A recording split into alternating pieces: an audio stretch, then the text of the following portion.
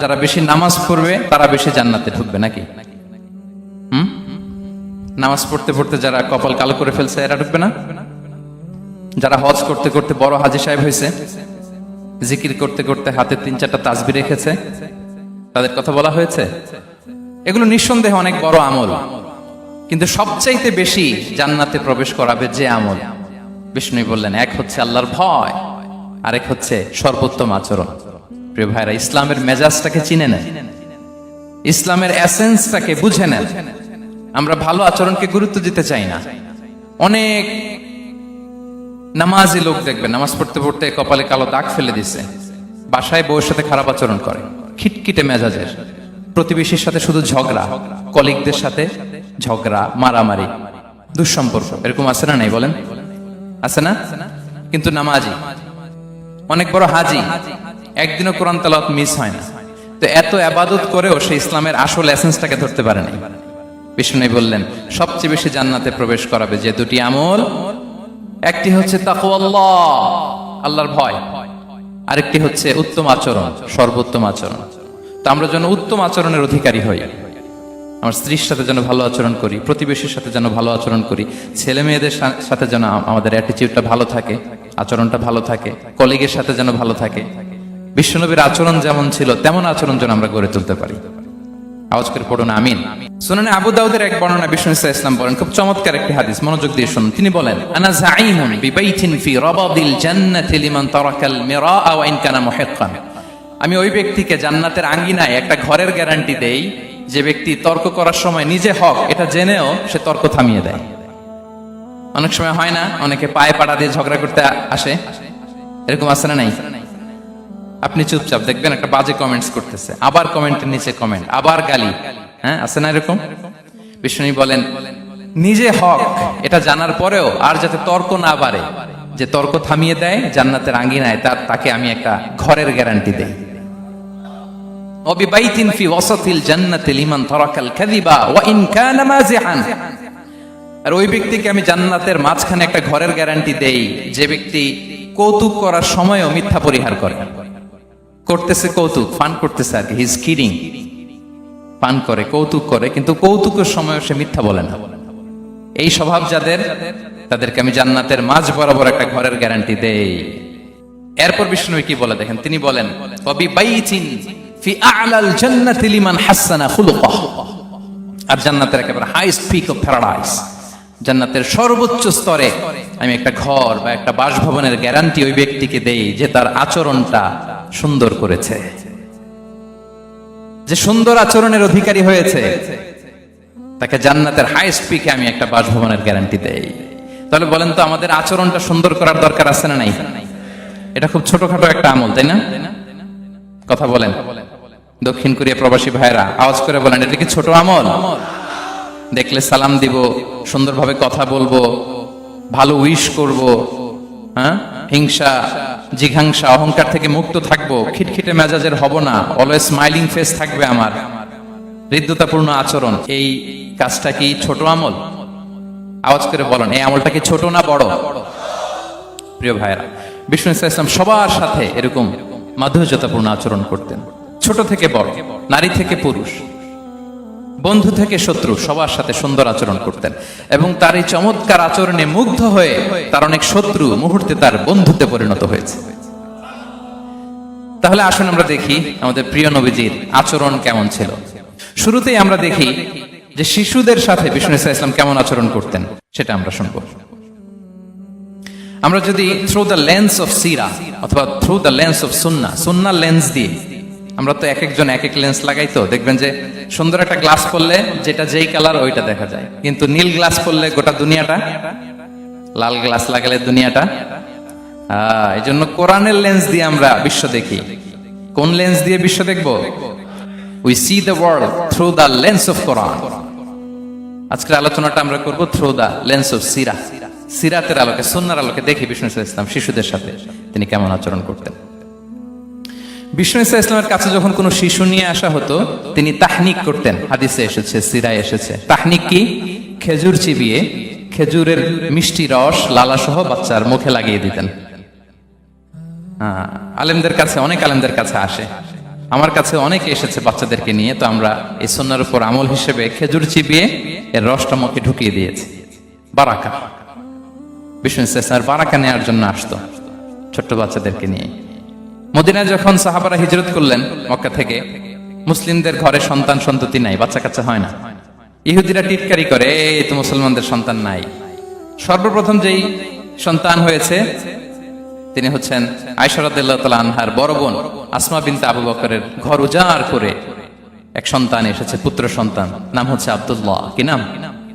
আব্দুল্লাহ ইবনে জুবাইর। তো আসমা আব্দুল্লাহকে কোলে নিয়ে বিশ্বনবীর কাছে আসলেন। বিশ্বনবী খেজুর চিবিয়ে ওনার লালা মিশ্রিত রস খেজুর সহ মুখে লাগিয়ে দিলেন। তা আসমা সবসময় গর্ব করে বলতেন যে আমার সন্তানের পাকস্থলীতে সর্বপ্রথম যেটা ঢুকেছে এটা হচ্ছে বিশ্বনবীর লালা মিশ্রিত খেজুরের রস। আল্লাহু আকবার। বাচ্চারা আসলে বিষ্ণু তাহনিক করতেন, এবং এটা ল্যাবরেটরিক্যালি প্রুভড, সায়েন্টিফিক্যালি প্রুভড যে বাচ্চার জন্মের পরে এরকম মিষ্টি দিলে, স্পেশালি ডেটস নির্যাস যদি দেয়া হয়, তাহলে এটা তার ইমিউন সিস্টেম বাড়ায়, রোগ প্রতিরোধ ক্ষমতা বাড়ায়, তার ব্লাড সার্কুলেশন বাড়ায়, রক্ত সঞ্চালন বাড়ায়। বিষ্ণুনবী এটা করতেন। অনেক মায়েরা বরকতের জন্য বিষ্ণুনবীর কোলে বাচ্চা দিতেন। অনেক বাচ্চা বিষ্ণুনবীর কোলেই পেশাব করেছে, হাদিস সাক্ষী। ওখান থেকে মাসালা এসেছে, মেয়ে বাচ্চা পেশাব করলে কিভাবে ক্লিন হবে, ছেলে বাচ্চা পেশাব করলে কিভাবে ক্লিন হবে। বিষ্ণুনবী কোলে নিয়েছেন, পেশাব করে দিছে ভরায়া। আল্লাহু আকবার। বাচ্চাদের মাথায় তিনি হাত বুলিয়ে দিতেন। যেই বাচ্চার মাথায় বিষ্ণুনবী হাত বুলাতেন, ওই বাচ্চার মাথায় খুব বেশি বেশি চুল গজাতো। সুবহানাল্লাহ পড়বেন না? এক ভণ্ড, সেও ছিল নবী দাবিদার, মুসাইলামাতুল কাযযাব। সে নবীকে কপি করত, নবী যা যা করতো তাই করত। তো সেও তার এলাকায় অনেক বাচ্চাদের মাথায় হাত বুলাই দিতে শুরু করলো, যে মোহাম্মদ বাচ্চার মাথায় হাত বুলালে বাচ্চার মাথায় চুল বড় হয়, আমিও তাই করবো। সে বলতো আমিও নবী। সে বলতো নবু আনিস শুনলি ওয়ানিস শুনলা কে মোহাম্মদ, হে মোহাম্মদ নবু তোমার অর্ধেক আমার অর্ধেক। কি মামুর বাড়ির আবদার দেখছেন? বলে আমারটা আমাকে বুঝিয়ে দাও। তো নবীকে কপি করতো। বিশ্বনবী কুয়ার মধ্যে লোনা পানির কুয়ায় থুতু ফেললে মুহূর্তে লোনা পানির কুয়া মিঠা পানির কুয়ায় পরিণত হতো। তো এই বদমাসটা যখন কপি করে থুতু মারছে ওদের এলাকার কুয়ায়, ওটা ছিল মিঠা পানি, ওটা মুহূর্তের মধ্যে লোনা পানির কুয়া হয়ে গেছে। তো বিশ্বনবীকে কপি করে সে তার এলাকার নবজাতক বাচ্চাদের মাথায় যখন হাত বুলিয়ে দিতে শুরু করলো, পরবর্তীতে দেখা গেল ওই বাচ্চাগুলো আজীবন ছিল টাক মাথা। চুল বাড়বে তো দূরের কথা, এদের মাথায় চুলই ওঠে নাই। আল্লাহু আকবার। মুজিজাতুন নবী। তো বিষ্ণুনবী মাথায় হাত বুলিয়ে দিতেন, বাচ্চাদেরকে চুমু খেতেন।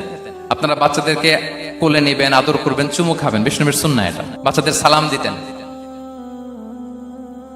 মাঝে মাঝে বাচ্চাদের সাথে মজা করতেন, তাদের সাথে খেলাধুলা করতেন। বাসার সময় পেলে এটা করবেন, ছেলেমেয়েদেরকে নিয়ে খেলতে নেমে যাবেন। শুধু বাচ্চাদের সাথে ফান করতেন এমন না, ভুল দেখলে শুধরে দিতেন। এক ছোট্ট বাচ্চা কোলে বসে খাবারের প্লেট থেকে এখান থেকে ধরে ওখান থেকে ধরে, তাও বা হাতে। বিষ্ণুনবী বললেন ইয়া গোলাম সাম্মিল্লাহ, বিসমিল্লাহ বলো। কুল বিয়ামিনিক, বা হাতে নয় ডান হাতে খাও। ওয়া কুল মিম্মা ইয়ালিক, আর এদিক সেদিক থেকে নয়, তোমার সামনে যেটা আছে ওইটা খাও। সুবহানাল্লাহ। শুধরে দিতেন। সাদাকার খেজুরের স্তূপ ছিল, জাকাতের খেজুর। হাসান রাদিয়াল্লাহু তাআলা আনহু, বিষ্ণু ইসলামের দৌহিত্র, ছোট্ট মানুষ, হাঁটতে হাঁটতে যে খেজুরের স্তূপের দিকে খেজুর নিয়ে খেলতে যায়, হঠাৎ একটা খেজুর খেতে আরম্ভ করলেন। বিষ্ণু বললেন কিখ কিখ, থামো থামো, ওয়াক থু থু। আমরা যে বাংলা ওয়াক থু বলি, এটার আরবি হচ্ছে কিখ। মানে এই নানা ভাই রাখো রাখো রাখো। আলা তাআলাম ইন্না লা নাকুলুস সাদাকা, নানা ভাই তুমি জানো না আমরা হাশিমি খানদানের, আমরা সাদাকার মাল খেতে পারি না। আঙ্গুল ঢুকিয়ে মুখ থেকে খেজুর বের করে দিলেন। সুবহানাল্লাহ। এভাবে ছোট্ট বাচ্চাদের ভুলগুলো শুধরে দিতেন, কারেকশন করতেন। সুনানে নাসাইতে এসছে, কেন রাসূলুল্লাহ সাল্লাল্লাহু আলাইহি ওয়াসাল্লাম ইয়াজুরুল আনসার, তিনি যখন আনসারীদেরকে ভিজিট করতে যেতেন, ফায়ুসাল্লিমু আলা সিবিয়ানিহি, আনসারী বাচ্চাদেরকে সালাম দিতেন। আপনারা বাচ্চাদের সালাম দেন তো নাকি? নাকি বাচ্চাদের সালামের জন্য বসে থাকেন? অনেকে মনে করে যে আমি মুরব্বী, হাজী সাহেব, 80 বছর বয়স, আমি তো শুধু সালাম পাবো, আমি দিব কেন? এরকম একটা ভুল ধারণা আছে না? সালাম শুধু ছোটরা দিবে, ব্যাপারটা কি এমন না? ছোটরা বড়দের দিবে, বড়রা ছোটদের দিবে, সবাই সবাইকে দিবে। ঠিক কিনা বলেন? ইনশাআল্লাহ বলেন সবাই। ওয়ায়ামসাহু বিরুসিহিম, বাচ্চাদের মাথায় হাত বুলিয়ে দিতেন। ওয়ায়াদউ লাহুম, তাদের জন্য দোয়া করতেন। তাহলে বিশ্বনবীর বাচ্চাদের সাথে আচরণ, ডিলিংস, ইন্টারঅ্যাকশন কেমন ছিল বুঝতে পেরেছেন? একবার এক নামাজে ওনার নাতিদেরকে নিয়ে হাজির হলেন, হাসান হুসাইন রাদিয়াল্লাহু আনহুমাকে নিয়ে। তো নামাজের এক সিজদায় বিশ্বনবী এমন লম্বা সময় সিজদায় পড়ে রইলেন, মাথা আর উঠান না। মুসল্লিরা তো অবাক, সাহাবারা ভাবলেন হায় রে, নবীজি অসুস্থ হয়ে গেলেন নাকি, অথবা ওহী নাজিল হলো নাকি। নামাজ শেষে সাহাবারা জিজ্ঞেস করলেন, ইয়া রাসূলুল্লাহ, আপনি কি অসুস্থ হয়েছেন নাকি ওহী নাজিল হচ্ছিল? এত লম্বা সিজদা দিতে তো কখন দেখি নাই। বিশ্বনবী বললেন, না না, কুল্লুন যালিকা লাম ইয়াকুন, কোনটাই না, বরং ওয়ালাকিন নাবনি ইরতাহালানি, আমার নানা ভাই হাসান হোসাইন সিজদারত অবস্থায় আমার পিঠের উপরে উঠে বসেছিল। ফাকারিহতু আন উআজ্জিলাহু হাত্তা ইয়াকদিয়া হাজাতা, আমি উঠে গেলে তাদের ডিস্টার্ব হবে, এজন্য সিজদায় পড়েছিলাম। যতক্ষণ তাদের পিঠে উঠে খেলতে মনে চেয়েছে তারা খেলেছে, তারা নেমেছে, তারপরে সিজদা থেকে মাথা উঁচু করে দাঁড়িয়েছি। সুবহানাল্লাহি বিহামদিহি। তো আমরা কাঁধে নিয়ে খেলবো তো দূরের কথা, আমরা অনেকে বাচ্চাদেরকে মসজিদে দেখলেই রেগে যাই, আছে না নাই? অনেক মুরব্বীরা আছে মসজিদে বাচ্চা দেখতে পারে না, দেখবেন হ্যাঁ, খিটখিটে মেজাজের হয়ে যায়, রিঅ্যাক্ট করে। আলহামদুলিল্লাহ গত অনেক বছর ধরে বাংলাদেশে এটা নিয়ে আমরা কন্টিনিউয়াসলি বলেছি যে না, শিশুদেরকে আপনারা মসজিদে আসলে ধমক দিবেন না, ভুল করলে, আওয়াজ করলে, চিৎকার করলেও তাদেরকে বকা দেওয়া যাবে? বলেন। আজকে যদিও বকা খেয়ে মসজিদ থেকে ফিরে যায়, আর কোনোদিন মসজিদের দিকে পা বাড়াবে? ও যাবে ক্লাবে, হ্যাঁ, ও যাবে গানের কনসার্টে, আর ফেরাতে পারবেন মসজিদে? আর আসবে না। খবরদার, আপনার একটা ধমকের কারণে মসজিদমুখী কোনো শিশু যেন অন্যদিকে না যায়। বুঝাবেন যে আব্বু, এটা আমাদের ইবাদতগাহ, পবিত্র জায়গা, এখানে দুষ্টামি করতে হয় না, আওয়াজ করতে হয় না, আল্লাহ তোমাকে অনেক গুনাহ দিবে। গুনার ভয় দেখালে কিন্তু বাচ্চারা দুষ্টামি করে না, দেখবেন, ঠিক কিনা বলেন? এই সেন্সটা তাদের আছে, এভাবে বুঝাবেন। মুসনাদে আহমদ একটা হাদিস এসেছে, বিষ্ণু ইসলাম ওনার চাচাতো ভাইদেরকে নিয়ে দৌড় প্রতিযোগিতা করাতেন, লাইন ধরে দাঁড় করাতেন, আর বলতেন, মান সাবাকা ইলাইয়া ফালাহু কাদা ওয়া কাদা, সবাই দাঁড়াও, দেখি কে কার আগে আমাকে দৌড়ে ধরতে পারে, যে ধরতে পারবে তাকে পুরস্কার দেব। আল্লাহু আকবার। এবং বিশ্বনবীর এই কথা শুনে সবাই দৌড়ে যে বিশ্বনবীর ঘাড়ের উপর উঠতো, বুকের উপর উঠতো, ঝাঁপিয়ে পড়তো, বিশ্বনবী সবাইকে ধরে আগলে নিতেন, প্রত্যেকের গালে চুমু খেতেন। পড়েন সুবহানাল্লাহ। এই ছিল শিশুদের প্রতি বিষ্ণু ইসলামের আচরণ। তো আমরা এরকম আচরণ করি কিনা? আমাদের আচরণটা আমাদের বাচ্চা, আমাদের আত্মীয় স্বজনের ছোট ছেলে মেয়ে, আমরা কোথাও শিশুদেরকে যদি দেখি, আমরা তাদের সাথে কিভাবে আচরণ করি, একটু মিলিয়ে নিন কার আচরণ কেমন, এরকম করেন কিনা। আমি আর জিজ্ঞেস করতে চাইলাম না, জাস্ট আস্ক ইউরসেলফ, নিজেকে জিজ্ঞেস করুন যে আমরা আমাদের বাচ্চাদের সাথে এরকম আচরণ করি কিনা। তাহলে প্রথম পয়েন্টটা ক্লিয়ার। আচ্ছা, শিশুদের পার্ট শেষ, এবার দেখি বয়স্কদের সাথে, অ্যাডাল্টদের সাথে বিষ্ণু ইসলামের আচরণ কেমন ছিল, বড়দের সাথে কেমন আচরণ করতেন আমরা। আসুন দেখি। সাহাবারা তো সবচাইতে বেশি বিশ্বনবীর সঙ্গ পেয়েছেন, তাই না? তাদের সাথে কেমন আচরণ ছিল? যে আয়াতটি দিয়ে আমি শুরু করেছি, আল্লাহ বলেছেন, ফাবিমা রাহমাতিম মিনাল্লাহি লিনতা লাহুম ওয়ালাউ কুনতা ফাযযান গালিযাল কলবি লানফাদ্দু মিন হাওলিক। সাহাবারা বিশ্বনবীর এত ভালোবাসা পেয়েছেন, এত সুন্দর আচরণ পেয়েছেন, তারা বিশ্বনবীকে সবসময় আগলে রাখতে চাইতেন, ঘিরে থাকতে চাইতেন, তার সঙ্গ ছাড়তে চাইতেন না। পড়েন সুবহানাল্লাহ। বাসায় ভাল লাগে না, বিশ্বনবীর কাছে চলে যেতেন। ওয়াইফের সাথে মনোমালিন্য, নবীর দরবারে চলে যেতেন। এমনকি কোন সাহাবীর পেটে যদি ক্ষুধা লাগতো, ঘরে খাবার না থাকতো, তারা বিশ্বনবীর কাছে চলে যেতেন। তারা বলতেন, নবীর চেহারার দিকে তাকিয়ে থাকলেই আমাদের ক্ষুধা মিটে যেত। আগলে রাখতেন সবসময় বিষ্ণু ইসলামকে। আর সবসময় বিষ্ণু ইসলাম একটা স্মাইলিং ফেস নিয়ে তাদের সাথে কথা বলতেন, মুচকি হাসবেন। বিষ্ণু বলেন, তাবাসসুমুকা ফি ওয়াজহি আখিকা সাদাকা, you smile to your brother, it's a charity. তোমার ভাইয়ের দিকে তাকিয়ে তুমি যে মুচকি হাসো, এটা সাদাকা দেওয়ার সওয়াব কামিয়ে ফেলো তুমি। এবং সাহাবারা বলতেন, মা রাআইতু আহাদান আকসারা তাবাসসুমান মিন রাসূলিল্লাহ সাল্লাল্লাহু আলাইহি ওয়াসাল্লাম। বিশ্বনবীর চাইতে বেশি কাউকে আমরা কোনোদিন মুচকি হাসি দিতে দেখিনি। মুচকি হাসেন তো আপনারা? মুচকি হাসবেন, হাসলে যদি সাদাকার সওয়াব হয়, তো আমরা মুখ গোমরা করে রাখবো কেন? দেখবেন, যিনি মুচকি হাসে তাকে সবাই পছন্দ করে, আর যিনি গোমরা মুখ থাকে তার দেখতে ভালো লাগে। আমার ভালো লাগে না, আপনাদের লাগে? হাসি কিন্তু সংক্রামক, ইতিবাচক ভাবে সংক্রামক। আপনি হাসলে দেখবেন হেসে হেসে কথা বলে, যার সাথে বলতেছেন তারও একটা হাসি। আপনি গোমরা মুখ থাকলে ওই ব্যক্তিও গোমরা মুখ, ঠিক কিনা বলেন? এবং মুচকি হাসলে স্বাস্থ্য ভালো থাকে, মানসিক স্বাস্থ্যের সাথে এটা সম্পর্ক আছে। দেখেন বিষ্ণু ইসলাম কেমন কনসিডারেট ছিলেন। বিশ্বনবী যদি কারোর সাথে মুসাফা করতেন, ভাই একটু হাত মিলান তো, এই যে ওই লোক হাত সরানোর আগে বিশ্বনবী হাত সরাতেন না। যখন উনি হাতটা টান দিতেন, তখন নবী হাত টান দিতেন।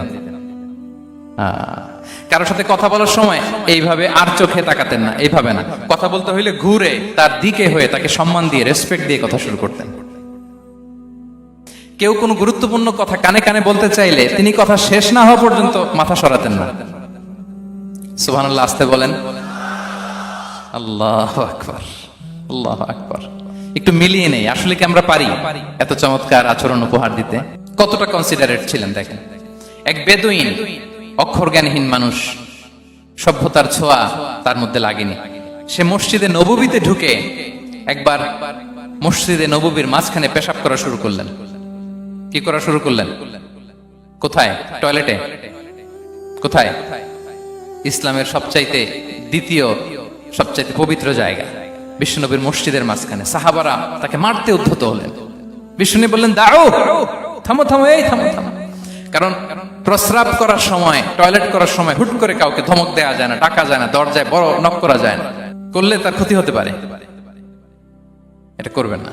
বিষ্ণু বললেন, দাও ওয়া হারিকু আলা বাউলিহি সাজলান মিন মা। এই রাখো রাখো, বেচারাকে পেশাব করতে দাও, করতে দাও, করতে দাও, পেশাব করতে দাও। সে পেশাব শেষ করলো। বিষ্ণু বললেন, এক বালতি পানি ঢেলে দাও। এই এক বালতি পানি বালুতে মিশে জায়গাটা পরিষ্কার হয়ে যাবে। এরপর বিষ্ণু ইসলাম বললেন, ফাইন্নামা বুইসতুম মুয়াসসিরিন ওয়া লাম তুবআসু মুআসসিরিন। তোমরা এত কঠোর হচ্ছ কেন? আল্লাহ তো তোমাদেরকে কঠোর করে পৃথিবীতে পাঠাননি, সহজপন্থী করে আল্লাহ তাআলা আমার এই উম্মতকে পৃথিবীতে পাঠিয়েছে। পড়েন সুবহানাল্লাহ। দেখেন কত চমৎকার আচরণের ছিলেন। এবং পরে লোকটাকে বুঝিয়ে বললেন, সে কালিমা পড়ে মুসলমান হয়ে গিয়েছে। আল্লাহু আকবার। এই ছিল বিষ্ণু ইসলামের ইন্টারাকশন সাহাবাদের সাথে। এবং সাহাবাদের জন্য তিনি দোয়া করতেন প্রাণ ভরে। প্রিয় ভাইরা, দোয়া চাওয়া, দোয়া করা দুটোই সুন্নাহ। প্রাণ ভরে তিনি সাহাবাদের জন্য দোয়া করেছেন। বিষ্ণু ইসলাম একবার ওয়াশরুম সেরে এসে দেখলেন কে যেন অজুর পানি রেখে গিয়েছে। জিজ্ঞেস করলেন, কে রেখেছে? বলা হলো, আব্দুল্লাহ ইবনে আব্বাস রেখে, ছোট্ট আব্দুল্লাহ। বিষ্ণু ইসলাম খুশি হয়ে গেলেন, হায় রে, সে কিভাবে খেয়াল করলো? আমি এখন ওয়াশরুম থেকে আসলেই তো আমার অজুর পানি লাগবে। খুশি হয়ে একটা দোয়া করলেন তার জন্য। তিনি বললেন, আল্লাহুম্মা ফাক্কিহহু ফিদ্দীন ওয়া আল্লিমহু তা'ওয়িল। মানে হে আল্লাহ, আপনি তাকে দ্বীনের জ্ঞান দেন এবং কোরআনের ব্যাখ্যা তারে শিক্ষা দেন। বিশ্বনবীর এই দোয়া এমন ভাবে কবুল হয়েছে, এই আব্দুল্লাহ ইবনে আব্বাস যত মুফাসসির পৃথিবীতে আসবে সকল মুফাসসিরদের সম্রাট হিসেবে আল্লাহ তাকে কবুল করেছেন। বিশ্বনবীর দোয়া তারা পেয়েছেন। উম্মে সুলাইম রাদিয়াল্লাহু তাআলা আনহা, আনাস রাদিয়াল্লাহু তাআলা আনহুকে নিয়ে আসলেন। বললেন, নবী হে, আপনি এসেছেন, আমরা যে এত খুশি মদিনাবাসী, সবাই দেখে আপনার হাতে কিছু না কিছু হাদিয়া দেয়। আমি কি দিব? কিছু দেয়ার নাই, কিছু দেয়ার নাই। আমি গরিব মানুষ, আমি আমার নার ছেঁড়া ধন, কলিজার টুকরা আনাস, আমার শিশু সন্তানটারাই আপনারে হাদিয়া দিয়ে দিলাম। খোয়াই দিমুকা আনাস। নবী হে, সে আপনার ছোট্ট খাদেম হবে, আপনার কাজ করে দিবে। উদুল্লাহ আলাহ, আপনি তার জন্য একটু দোয়া করেন। বিষ্ণুনবী দোয়া করলেন। কি দোয়া করলেন? আল্লাহুম্মা আকসির মালাহু ওয়া ওয়ালাদা। আল্লাহ আনাসের সম্পদও বাড়ায় দাও, ওয়া ওয়ালাদা, তার সন্তানও বাড়ায় দাও। দেখেন এই দোয়ার কি বরকত। এই দোয়ার বরকতে আনাস বলে, মদিনাতে যত খেজুর বাগান ছিল সবগুলো খেজুর বাগানে বছরে খেজুর হতো একবার, কিন্তু নবীর দোয়ার বরকতে আমি আনাসের বাগানে খেজুর হতো বছরে 2 বার। আর ওনার সর্বসাকুল্যে ছেলে মেয়ে ছিল, কোন বর্ণনায় 78 জন, কোন বর্ণনায় 80 জন। আমাদের পুরো বংশে আছে 80 জন। কথা বলেন, আপনার পুরো গোষ্ঠীতে 80 জন আছে? ওনার শুধু ছেলে মেয়ে, একজনের ছেলে মেয়ে কয়জন? 80 জন। বিশ্বনবীর দোয়া কি ইন্টারেকশন দেখেন। একজন ট্রু লিডারের কি বৈশিষ্ট্য। তিনি সাহাবীদের ভালো গুণ দেখলে তাদেরকে উৎসাহিত করতেন, ইন্সপায়ার করতেন, প্রশংসা করতেন। আবু মুসা আল-আশআরী রাদিয়াল্লাহু তাআলা আনহু, তিনি রাত জেগে চমৎকার কণ্ঠে তেলাওয়াত করতেন। একদিন তার ঘরের পাশ দিয়ে বিষ্ণুনবী যাচ্ছিলেন। পরের দিন বললেন, আবু মুসা, আমি কিন্তু তোমার কণ্ঠ শুনেছি, বড় সুরেলা গলা তোমার। লাকাত উতিতা মিজমারান মিন মাজামিরি আলি দাউদ। দাউদ নবীর গলায় আল্লাহ যে সুরের ঝংকার দিয়েছেন, এই উম্মতের মধ্যে আল্লাহ তোমার গলায় সেই সুরের লহরী ঢেলে দিয়েছেন। আচ্ছা বলেন, নবী যদি প্রশংসা করে যে তোমার তেলাওয়াতটা খুব সুমধুর হয়েছে, তার কেমন লাগবে বলেন তো? আচ্ছা নবী বাদ দেন, শায়েখ আব্দুর রহমান আস-সুদাইস এসে যদি আপনারে বলে তোমার কণ্ঠটা তো বড় মিষ্টি, কেমন লাগবে আপনার? আর স্বয়ং বিশ্বনবী যদি বলে, সুবহানাল্লাহ পড়বেন না? আল্লাহু আকবার। এইভাবে ইসলাম সাহাবাদেরকে উৎসাহিত করতেন। মাঝে মাঝে প্রশ্ন করতেন, তাদের অ্যাটেনশন গ্রো করার জন্য তিনি প্রশ্ন করতেন।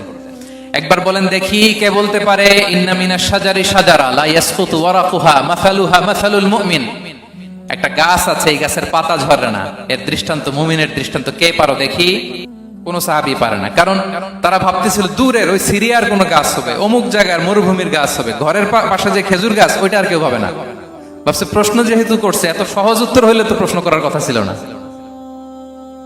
তারা এইটা বলে ওইটা বলে, ক্যাকটাস গুলমলাতা ওই গাছ। নবী বলে না, ইন্নাহা আন-নাখলা, এটা খেজুর গাছ। কি গাছ? তো আব্দুল্লাহ ইবনে ওমর তখন খুব ছোট, তিনি মনে মনে ধরে ফেলছিলেন, কিন্তু ভয়ে বলে না। তো বাসায় যে ওমর রাদিয়াল্লাহু আনহু বলে, আব্বা আপনারা কেউ পারেন না, আমি তো জানতাম এটা খেজুর গাছ, তো বললা না যে? আব্দুল্লাহ বলে, আপনি পারেন না, অন্যান্য সাহাবারা বাচ্চা ছাড়া কেউ পারে না, আমি কেমনে কই? ওমর রাদিয়াল্লাহু বললেন, আজকে যদি তুমি বলতে পারতে লাল উট পেলে আরবরা যে যত খুশি হয়, আমি তার চেয়ে বেশি খুশি হয়ে যেতাম। নবীর সামনে আমার বুকটা এত বড় হয়ে যেত। আল্লাহু আকবার। দেখেন, প্রশ্ন ছুড়ে দিয়ে মনোযোগ আকর্ষণ করতেন সাহাবাদের, রসিকতা করতেন মাঝে মাঝে। রসিকতা, এক সাহাবী বলেন, ইয়া রাসূলুল্লাহ, আমার চলতে বড্ড কষ্ট হয়, আপনি যদি দয়া করে আমাকে একটা উট দিতেন তাহলে আমি রাইড নিতাম এটার উপরে, এটা দিয়ে চলতাম, সফরের কষ্ট কমে যেত। বিষ্ণু বলেন, যাও ঠিক আছে, তোমাকে একটা উটের বাচ্চা দিব। কি দিব? সাহাবী বলেন, ইয়া রাসূলুল্লাহ, আমি চাইলাম কি আর আপনি বললেন কি? আমার তো লাগবে এমন উট যেটা দিয়ে মরুভূমিতে চলা যায়। বিষ্ণু বলেন, ওই উটটাও তো অন্য কোনো না কোনো উটের বাচ্চা। সুবহানাল্লাহ পড়বেন না? ছোট্ট কথা, দেখেন কি রসিকতা, কি সেন্স অফ হিউমার। সুবহানাল্লাহ। সাহাবীদের সাথে এক কাতারে মিশে কাজ করতেন, নিজ হাতে সাহাবীদের সাথে মিশে কি করেছেন? মসজিদে নববী নির্মাণ করেছেন। পঞ্চম হিজরিতে নিজে মরুভূমির বালু খনন করে পেটে পাথর বেঁধে পরীক্ষা খনন করেছেন সাহাবীদের সাথে। True leader. শুধু তাই নয়, সাহাবারা ভালো পরামর্শ দিলে সেটা অ্যাকসেপ্ট করতেন। আমাদের মধ্যে অনেকের একটা ইগোইস্টিক ঝামেলা আছে, বাড়ির কাজের মেয়ে বলছে, কাজের ছেলে বলছে, এই আমার স্টাফ বলছে, এটা আমি কেন শুনবো? এরকম একটা মেন্টালিটি অনেকের আছে না নাই? অনেক সময় তাদের মধ্য থেকেও ভালো পরামর্শ আসতে পারে না? বলেন পারে কিনা? বিশ্বনবী দেখতেন কেউ ভালো পরামর্শ দিলে সেটা পিক করতেন, নিয়ে নিতেন। বদরের যুদ্ধে মুসলিম সৈন্যরা কোথায় ক্যাম্প করবে, বিশ্বনবী হঠাৎ একটা জায়গায় ক্যাম্প স্থাপনের নির্দেশনা দিলেন। হাব্বাব ইবনুল মুনজির রাদিয়াল্লাহু তাআলা আনহু, তিনি বললেন, ইয়া রাসূলুল্লাহ, অনুমতি দিলে একটা কথা বলবো। কি কথা? এই যে আপনি ক্যাম্প স্থাপন করলেন এখানে, এটা কি আল্লাহর আদেশে না আপনার ইচ্ছায়? নবী বললেন, আমার ইচ্ছা, এটা আল্লাহর আদেশ নয়। তাহলে ঠিক হয় নাই, লোকেশন সিলেকশন ঠিক হয় নাই। তাহলে কোথায়? হাব্বাব বললেন, ইয়া রাসূলুল্লাহ, ওই যে কূপ দেখা যায় ওখানে, দ্যাটস আওয়ার লোকেশন, ওখানে করলে ভালো হবে। কেন?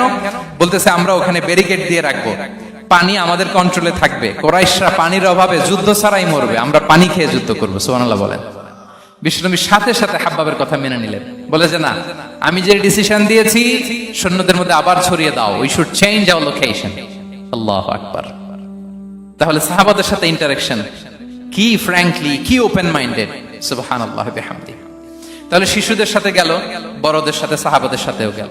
আল্লাহ। আচ্ছা, 3 নম্বরে স্টাফের সাথে, কর্মচারীর সাথে, সেবকের সাথে বিষ্ণু ইসলাম কি আচরণ করেছেন? বিষ্ণু ইসলামের অনেক খাদেম ছিল, সিরাতে এসেছে। সবার কথা তো বলা যাবে না, একজনের কথা বলি, আনাস রাদিয়াল্লাহু তাআলা আনহুর কথা। আনাস, লক্ষ্মীপুরে আমি এক জায়গায় ওনার কোন একটা ওয়াজ করতে যে আমি বললাম, আনাস নামটা কেমন লাগে? কারণ অনেকে বাচ্চা নিয়ে এসে বলে, হুজুর নাম রেখে দেন। তাই আমি বললাম, আজকে এখানে নাম দিয়ে দেই আনাস। এই বছর এই লক্ষ্মীপুরে যত বাচ্চা হবে, যাদের মনে চায় আনাস রেখে দিয়েন। 3-4 বছর পরে শুনি আনাস দিয়ে লক্ষ্মীপুর ভরে গেছে। অনেকে আমাকে জানাইছে ছেলের নাম কি আনাস।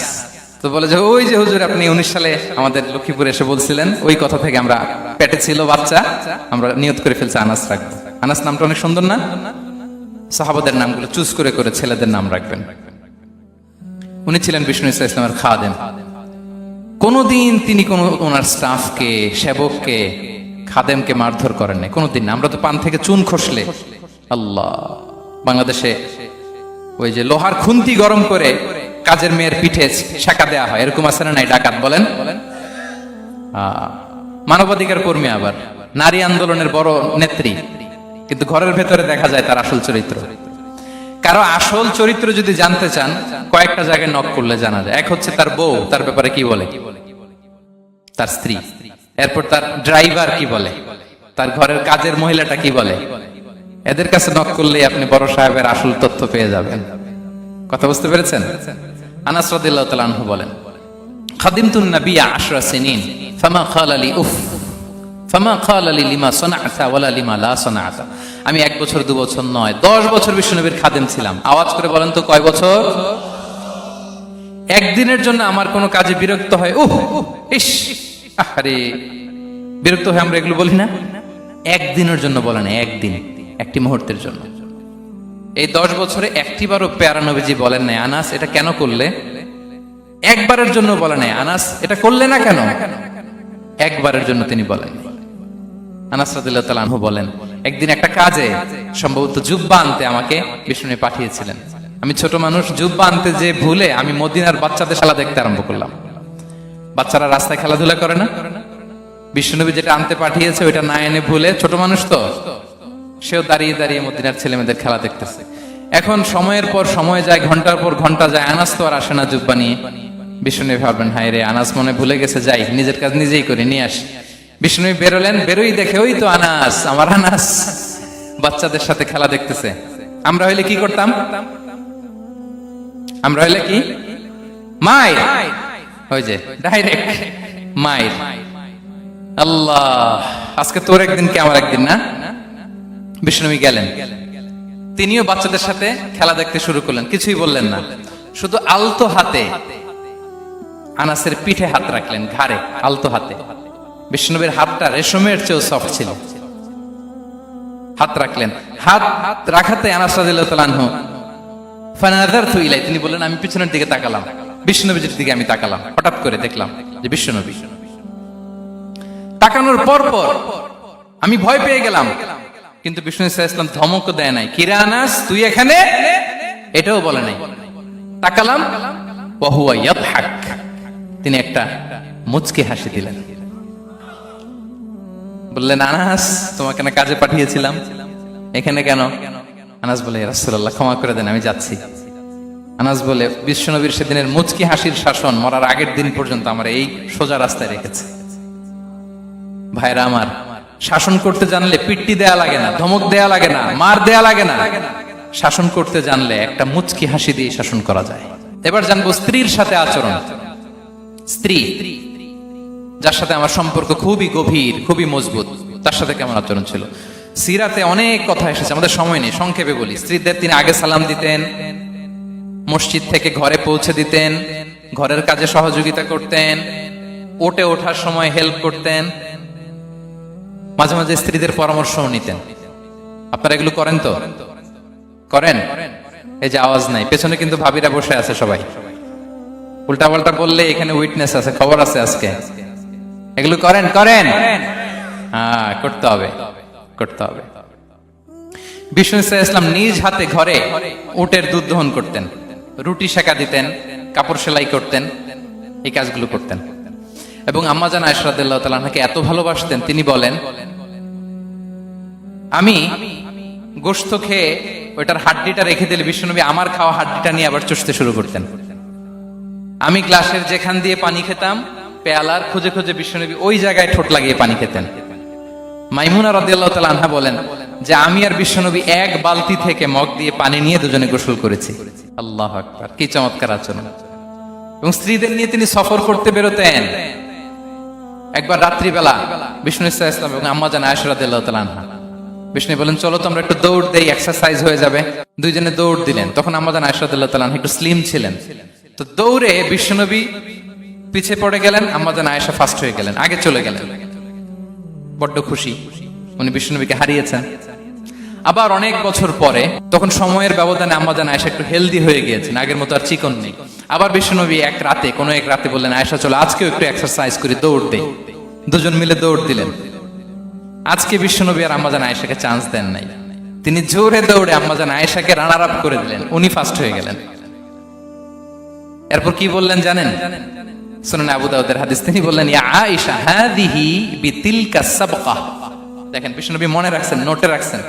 বিশ্বনবী বললেন, আয়েশা ওই যে এত বছর আগে কোন এক রাতে মরুভূমিতে দৌড়ে আমাকে হারাইছিলা, আজকে ওইটার বদলা নিয়ে নিলাম। তিলকা সাবকা, ওইটার বিনিময়ে এটা। ওই দিন তুমি জিতছিলা, আজকে তোমার উপর আমি জিতে গেলাম। কি হৃদ্যতা ছিল, কি সম্পর্ক ছিল স্ত্রীর সাথে। তাই বলে মনে করবেন না যে কোনো মনোমালিন্য হতো না, হতো। মানবিক যে ব্যাপারগুলো মাঝে মাঝে একটু ছোটখাটো মিষ্টি ঝগড়া, একটু মনোমালিন্য, এটাও হতো। এবং বিশ্বনবী এটাও টের পেতেন। তিনি বলতেন, আয়েশা, ইন্নী লা আ'লামু ইযা কুনতি আলাইয়া গাদবা ওয়া ইযা কুনতি আলাইয়া রাদিয়া। আয়েশা, কখন তুমি আমার উপর রেগে থাকো আর কখন খুশি থাকো সবটাই কিন্তু আমি টের পাই। মজান আয়েশা অবাক হলেন, কি করে টের পান? বিশ্বনবী বলেন, যখন তুমি আমার উপর খুশি থাকো তখন দোয়ার সময় বলো লা ওয়া রাব্বি মুহাম্মদ, তুমি বলো হে মুহাম্মদের রব আল্লাহ, মদিনার উপর রহম করেন, আমাদেরকে ক্ষমা করেন, হে মুহাম্মদের রব আমাদের ক্ষমা করেন, এইভাবে দোয়া করো। আর যখন তুমি রেগে থাকো তখন আমার নামটা মুখ দিয়ে নিতে চাও না, তখন তুমি দোয়াতে বলো লা ওয়া রাব্বি ইব্রাহিম, হে ইব্রাহিমের আল্লাহ, হে ইব্রাহিম নবীর খোদা, আমাদের মাফ করো।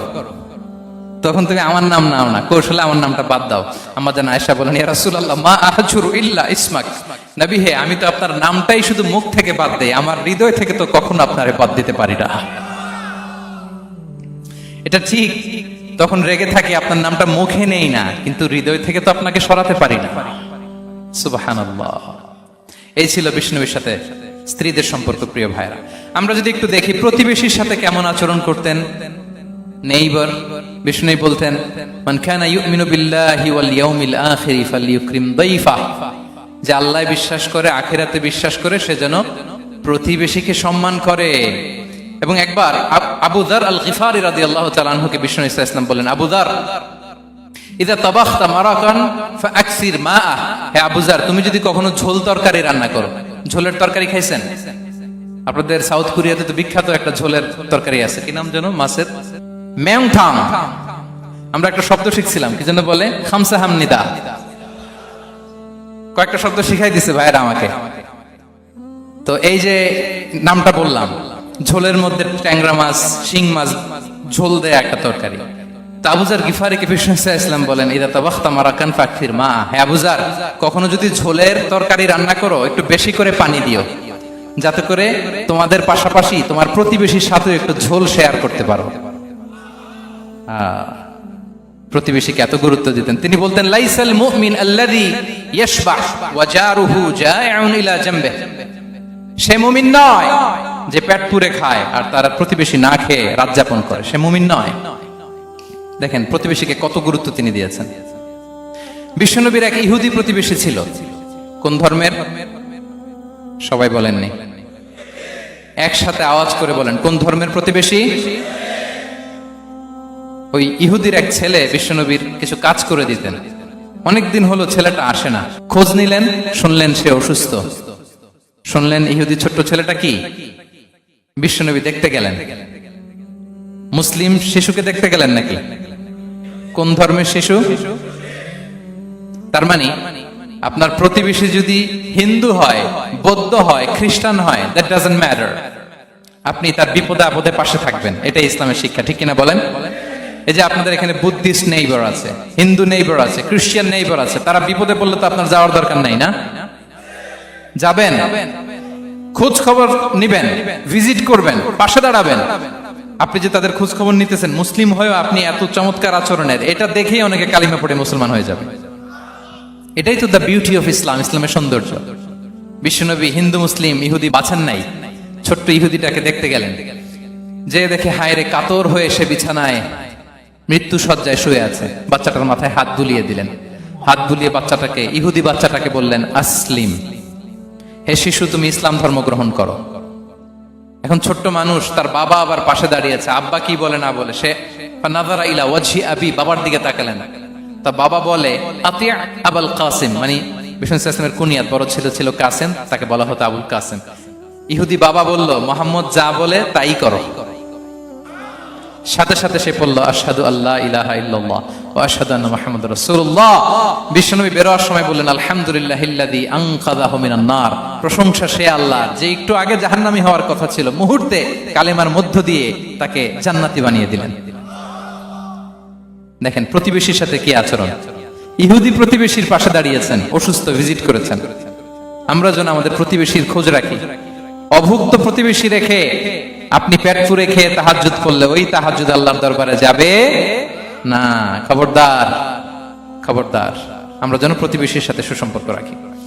এবার যুদ্ধবন্দীদের সাথে বিষ্ণু ইসলাম কেমন আচরণ করেছেন? যুদ্ধবন্দী, POW, প্রিজনার অফ ওয়ার, যুদ্ধবন্দী বোঝেন তো? যুদ্ধ হয়েছে, প্রতিপক্ষ হেরেছে, আমরা জিতেছি, তাদেরকে বন্দী হিসেবে আমরা পেয়েছি, তাদের সাথে ইসলাম কি আচরণ করতে বলে? আমরা তো অনেক যুদ্ধবন্দীদের ইতিহাস জানি পৃথিবীতে। আবু গারিব কারাগারের কথা শুনেছি আমরা ইরাকে, ঠিক কিনা? হ্যাঁ, পশ্চিমারা কি নির্যাতন করেছে।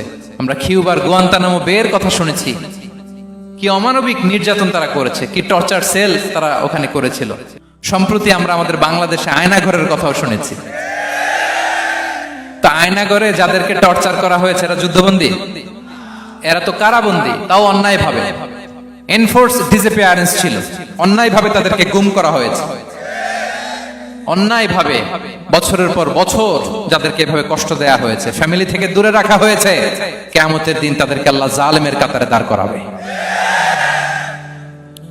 ইসলাম কারাবন্দীদের দূরের কথা, যুদ্ধবন্দীদের সাথে ভালো আচরণের কথা বলেছে। আল্লাহ বলেন, ওয়ায়ুতঈমুনা আত-তাআমা আলা হুব্বিহি মিসকিনাও ওয়া ইয়াতীমান ওয়া আসীরা। বিশ্বাসীরা গরিব দুঃখীদের যেমনি খাবার খাওয়ায়, যুদ্ধবন্দীদেরও খাবার খাওয়ায়, যুদ্ধবন্দীদেরও খাবার খাওয়ায়।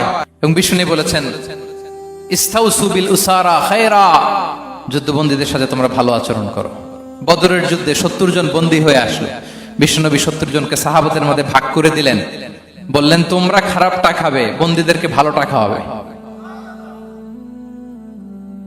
কি নমুনা স্থাপন করেছে ইসলাম। সুমামা ইবনে উসাল রাদিয়াল্লাহু তাআলা আনহু নামে এক যুদ্ধবন্দীর ছোট্ট ঘটনা বলে আমি পয়েন্টটা শেষ করছি। ইয়ামামার বড় লিডার ছিলেন, যুদ্ধবন্দী হয়ে মদিনায় আসলেন, নাম সুমামা ইবনে উসাল রাদিয়াল্লাহু তাআলা আনহু।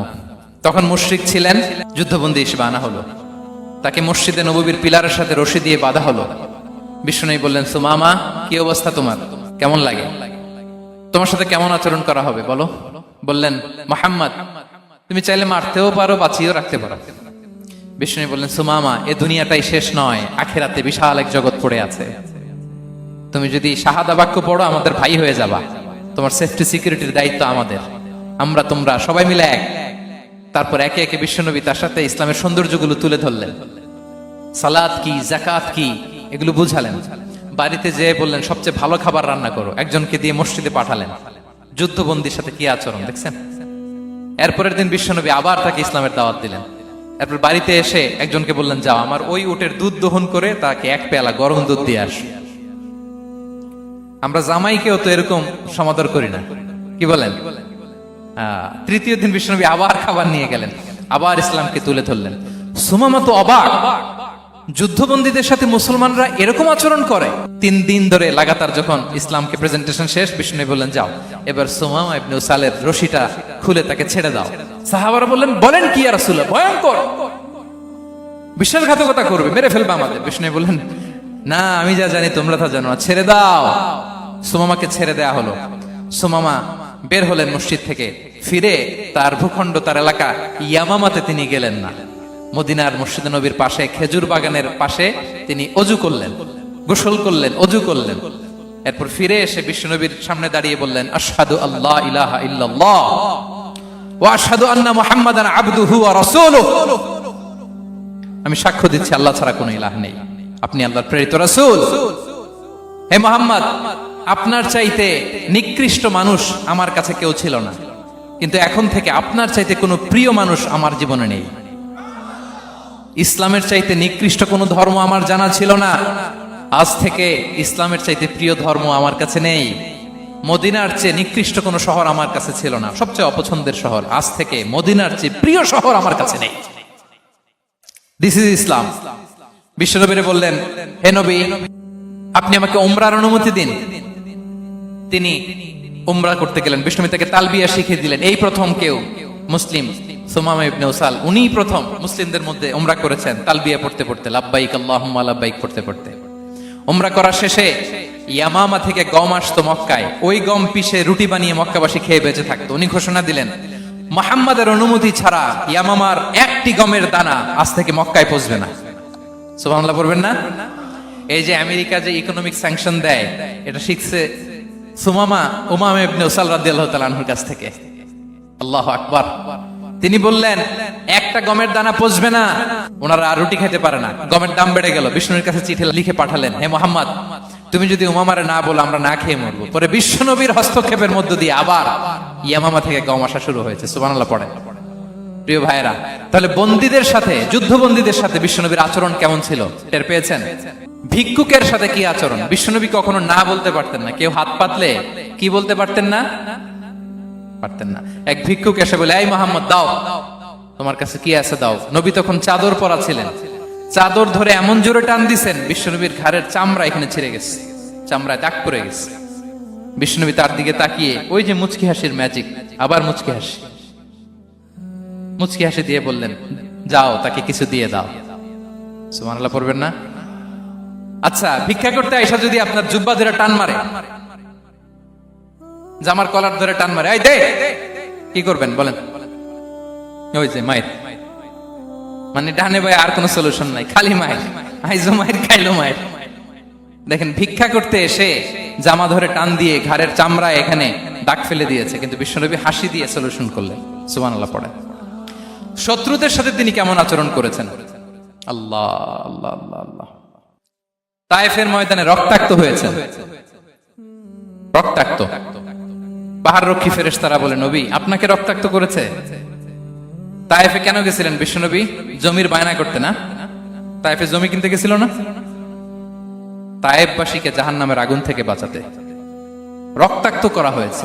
পাহাড় রক্ষী ফেরেশতারা বললেন, নবী একটা আদেশ দেন, দুই দিক থেকে চাপা মেরে পুরো তায়েফবাসীকে মাটির সাথে মিশিয়ে ফেলবো, মাটির সাথে মিশে যাবে। বিশ্বনবী বললেন, না না, তারা হয়তো ঈমান আনে নাই, তাদের ভবিষ্যৎ প্রজন্মের কেউ না কেউ লা ইলাহা পড়বে,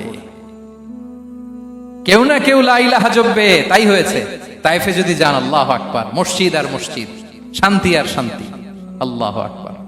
উহুদের ময়দানে দাঁত শহীদ হয়েছে, রক্তাক্ত হয়েছে, হেলমেট ভেঙে কপালে পাথর ঢুকেছে। ফেরেশতারা বললেন, আদেশ দেন উহুদ পাহাড় তাদের ঘাড়ের উপরে বসিয়ে। বিষ্ণু বললেন, না। বিষ্ণু বললেন, না, আল্লাহুম্মা হদি কওমি ফাইন্নাহুম লা ইয়ালামুন। আল্লাহ আমার কওমকে ক্ষমা করে দেন, ওরা বুঝে নাই।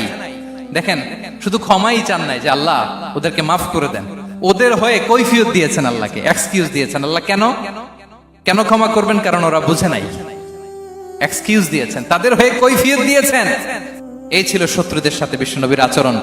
যুদ্ধের ময়দানে ঘোষণা দিতেন, খবরদার ওদের নারীদের গায়ে হাত দিবে না, শিশুদের গায়ে হাত দিবে না, গবাদি পশু মারবে না, কোন পাদ্রীর গায়ে হাত দিবে না। গোটা বিশ্বের কেউ, কোন যুদ্ধের সেনাপতি যুদ্ধের ময়দানে এমন মানবতা দেখাতে পারে না। চিল্লায় বলেন ঠিক কিনা? অষ্টম হিজরিতে মক্কা বিজয়ের দিন থারথার করে কাঁপছিল কুরাইশরা যে আজকে তো আমাদেরকে ক্যাপিটাল পানিশমেন্ট দিবে, ডেথ পেনাল্টি দিবে। বিশ্বনবী বললেন, না, লা তাসরিবা আলাইকুমুল ইয়াউম ইযহাবু ফাআনতুমুত তুলাকা। 4-5 জনকে তিনি শাস্তি দিয়েছেন, গণহারে শত শত হাজার হাজার পরিবারকে তিনি ক্ষমা করে দিয়েছেন।